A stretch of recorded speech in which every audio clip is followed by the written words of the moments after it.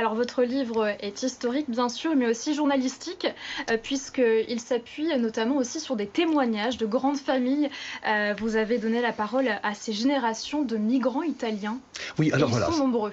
Tout à fait. Alors ça, c'est vraiment très important parce que ce sont des témoignages inédits. J'avais fait un appel à témoignages et j'ai eu beaucoup de retours de personnes justement qui sont des petits-enfants de ces générations passées et qui ont été très très contentes de pouvoir faire valoir leur histoire familiale en me donnant des documents, en me donnant leurs souvenirs. Et ce sont des souvenirs qui sont évidemment très très émouvants et qui permettent d'incarner ces générations passées. Alors j'ai bien sûr quelques anecdotes qui sont très tristes pour certaines, d'autres plus amusantes, mais qui permettent d'incarner véritablement et puis de nourrir ce texte. J'ai également des témoignages d'Italiens qui ont réussi, c'est-à-dire les grandes Comme entreprises. l'image d'Eugenia et Carlo Baccalin.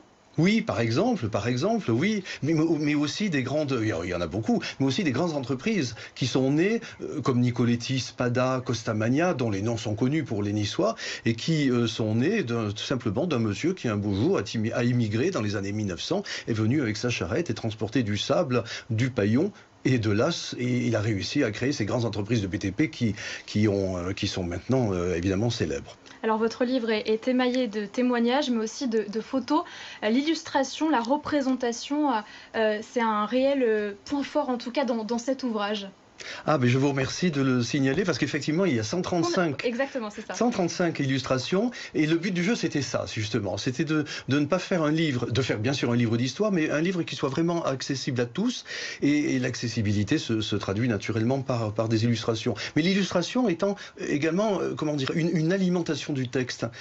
Il suffit parfois de voir une photo pour comprendre une difficulté d'intégration, une difficulté de vie, de travail. Quand vous voyez des ouvriers à côté de leurs chevaux, vous n'avez pas besoin de texte pour comprendre la souffrance qui ont été la leur.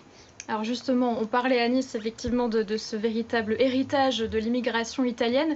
Est-ce que les immigrés italiens vivaient dans de bonnes conditions ici dans les Alpes-Maritimes pour la plupart?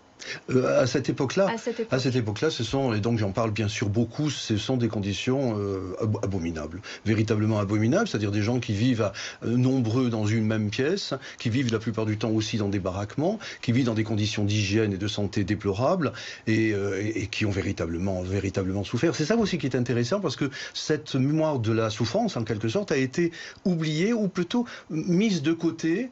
Peut-être précisément parce que les grandes douleurs, on n'en parle pas. Et le temps passant, l'histoire arrivant, ça permet peut-être maintenant, justement, d'oser en parler et donc de réclamer, entre guillemets, dans le bon sens du terme, la fierté et l'honneur de ces gens-là, à qui nous devons tant.